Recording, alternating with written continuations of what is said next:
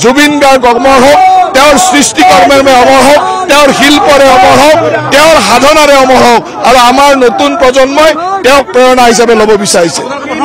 ন্যায় আচলতে হ'ব আদালতৰ মজিয়াত হ'ব, ন্যায় হ'ব আদালতৰ মজিয়াত, আৰু আমাৰ চৰকাৰে ন্যায়ৰ কাৰণে যি ব্যৱস্থা অনুসন্ধান ক্ষিপ্ৰ কৰি আগবঢ়াই নিব।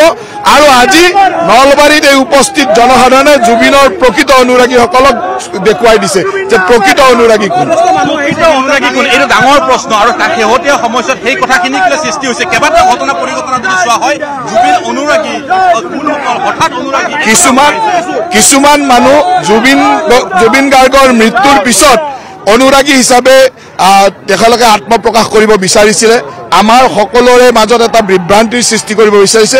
আজি জুবিন গাৰ্গৰ প্ৰকৃত অনুৰাগীসকলে তাৰ প্ৰত্যুত্তৰ দিছে যে জুবিন গাৰ্গক লৈ ৰাজনীতি কৰাসকলৰ প্ৰকৃত প্ৰত্যুত্তৰ দিছে যে আজি জুবিন গাৰ্গৰ প্ৰকৃত অনুৰাগী লাখে লাখে ওলাই আহিছে। কাৰণ নলবাৰীত লাখ লাখ মানুহৰ ঘৰত জুবিনৰ হৃদয়ত আছে।